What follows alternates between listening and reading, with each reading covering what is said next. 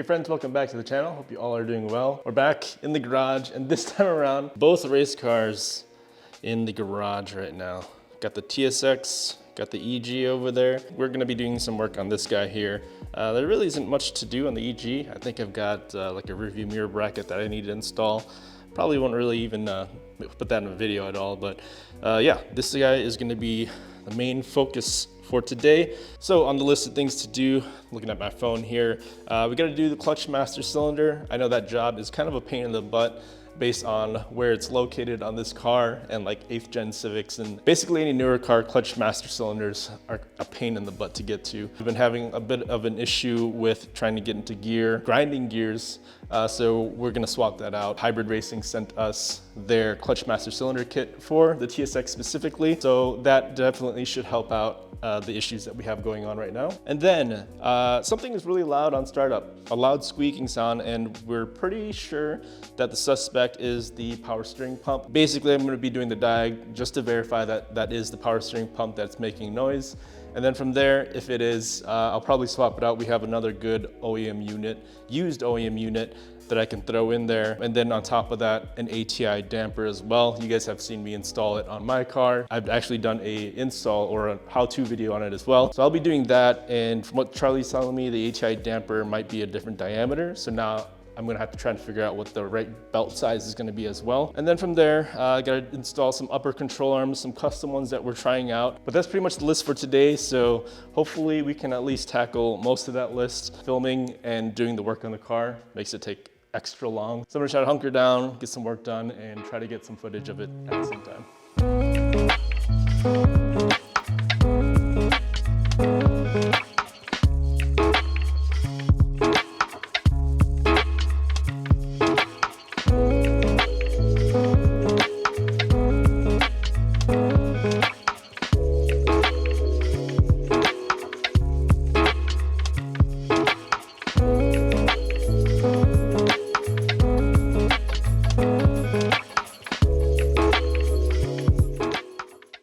All right, just a real quick comparison. This is the one I just pulled out of the car. This actually isn't the OEM one. We swapped it out already. This is from an EM2. So what, 7th gen Civic? And then this is the hybrid racing one. You can see the differences between the two. Charlie was telling me that a lot of the RSX guys, newer model Hondas run the EM2, but hybrid racing actually has theirs, which is out of an EM1.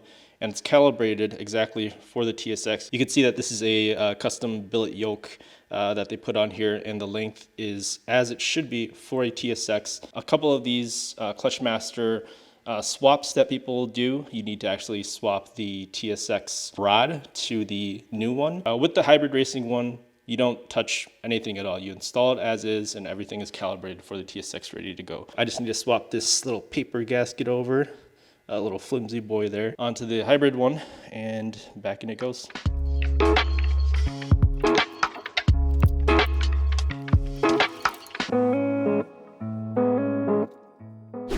Installing it was a bit more of a pain because of having to remove that swivel off of the old one. Having a fixed line on the master made it a little bit more difficult to install, but it's all installed now. We're good there. I did put some more mold tool in there, and I'm basically just gravity bleeding it right now. You can see the stainless hose going down. I have a bleed bottle down there, right on the other side of that harness. There it is, and it's going right to the bleeder on the slave, and it's dripping away. Gotta make sure this doesn't empty out here. Try to do this with one hand, holding the camera. Try not to spill. Oh yeah. I'll just run some fluid through it. So that's pretty much done. For the next step, we are going to try and find out if this guy right here is the culprit for the crazy squealing noise we get upon cold start. So I'm gonna go ahead, open that garage door, then we'll crank this thing over, let it run, and try to find out exactly where that noise is coming from.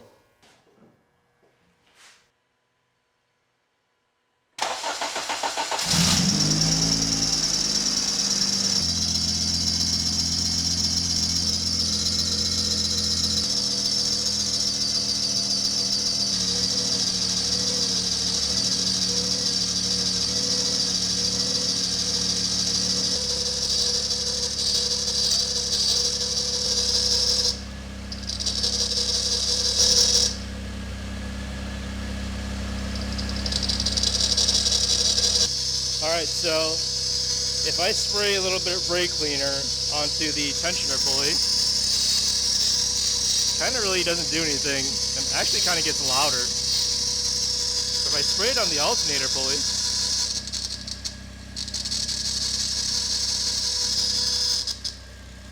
complete quiet.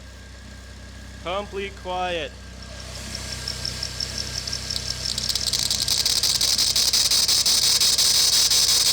And then it comes back. Also on the power steering pump, so I'll pull the belt off and take a look-see a little bit closer. Alright, I removed the serpentine belt just so I can get a look at the pulleys and a feel for them. This belt doesn't look terrible. I've definitely seen worse. But going up here, power steering pump, pretty smooth, no noise. Alternator had like a bit of a squeak, you hear there? Nothing terrible. But this tensioner pulley, oh yeah, that's probably it. Made a few phone calls. Charlie says he should have an extra one of these here. I'll go ahead and just hold off on that for now. I have to do the ATI damper anyway.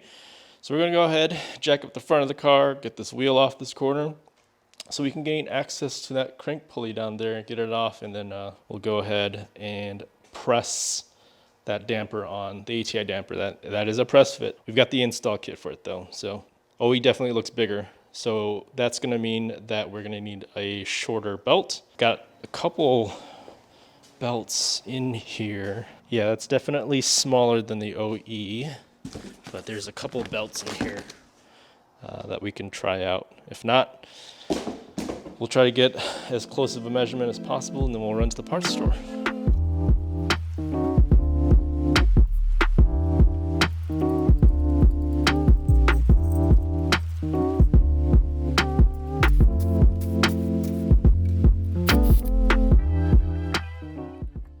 Clearly you could see that the OE pulley is much larger, and funny enough, the ATI damper kind of like fits into it like it was meant to be.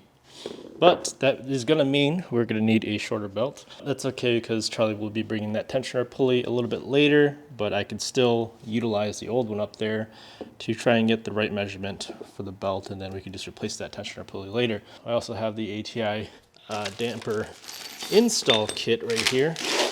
This guy, and what's weird is that a lot of these crank pulley harmonic balancer install kits don't come with the right crank adapters, which are these guys.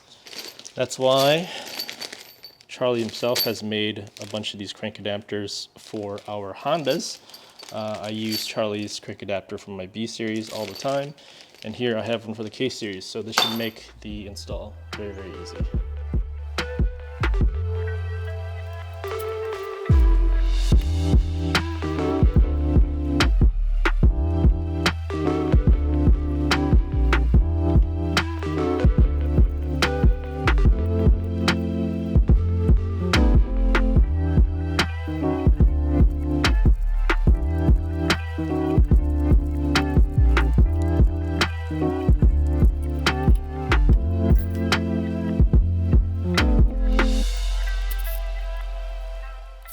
Okay, I've routed the serpentine belt back on over the pulleys, and as you can see, this is at full tension. So we definitely need a smaller belt, or shorter belt, like we had predicted. A few moments later. Ride the shorter belt that we had here, definitely too short. We will go grab a belt that's longer than this, but shorter than that one. Let's get this one out of here. More moments later. All right, back from lunch. Got another belt. This is about 1.5 inches shorter than the OG, so hopefully that's short enough. So we'll throw this on. If it works out, then we can go ahead and get to the next task on the list. All right, belt size ended up being a tad bit too short. So we were able to measure that one at AutoZone, the one that came off of here, and it measured up at a 550, meaning 55 inches. So I figured we'd go down 1.5 inches. And 1.5 inches apparently is too much. So I did find like a 54, slightly over 54. And hopefully Charlie's gonna be picking that up on the way here because I can't be making belt runs all day. So I'm gonna go ahead and start off on getting these upper control arms replaced.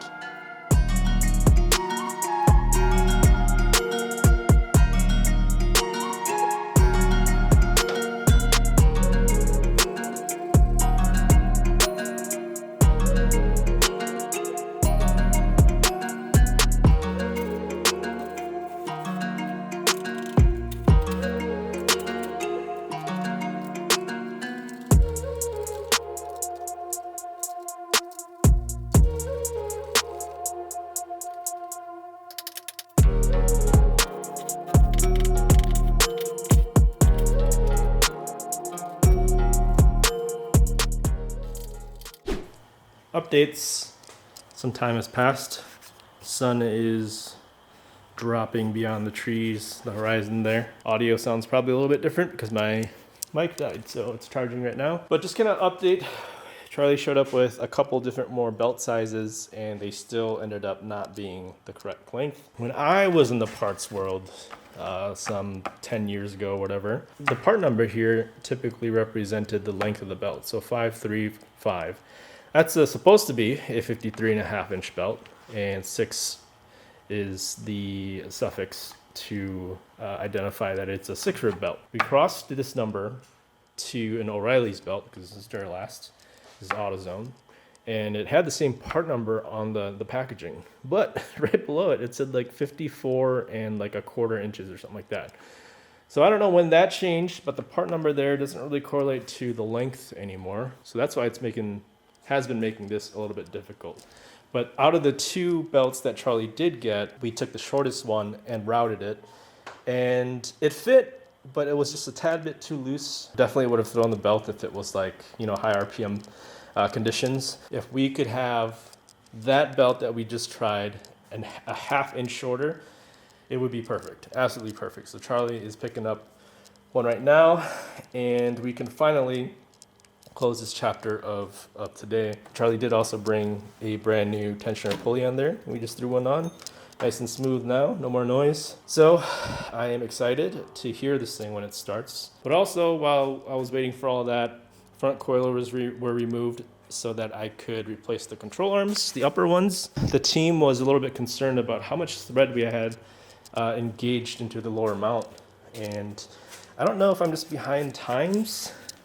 Haven't seen this before. It's something so simple, but I think it's genius. On these S3 coilovers, I'll just show you guys here. Try to do this one-handed here. If you unthread the lower shock mount, there is a machined groove in the threads. That's basically the minimum threads that you need in that lower shock mount. I think if I were to remove this, there's like at least 1.5 inches of threads. I don't know, maybe I'm just behind times, but something so simple, I haven't seen that before. Simple, but super helpful. That's pretty much gonna be the bulk of it for today. Once I get the coilovers back in, the wheels back on, after I put the belt on, pretty much calling it a night, and then I'll pick up early tomorrow morning before I head back to Chicago. So we'll keep on trucking here.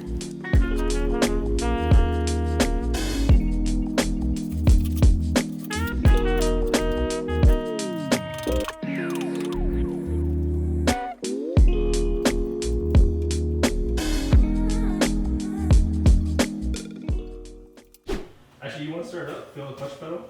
Oh yeah. I just gravity bled it, and it was like bleeding hella fast too. So. Oh really? Yeah. Oh yeah, but yeah, with the other one, it took quite a bit. It was like, and I had a feeling that it was like, yeah, this is way better. This is probably like 3 times stiffer. But this is probably almost stiffer than my S2000. How's your? It's a good sign, yes. Yeah, how's your? My clutch pedal is like that. That's the. Oh, okay, yeah, this is.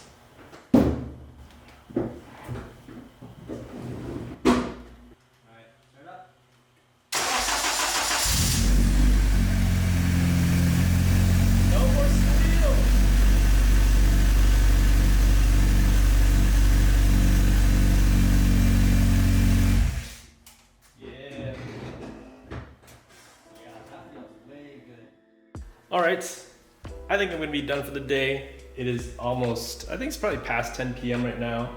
I think I have the car in a relatively good state. I knocked out most of the things on the tasks list today. Car's back on the ground, wheels are back on, the suspension's been put back together.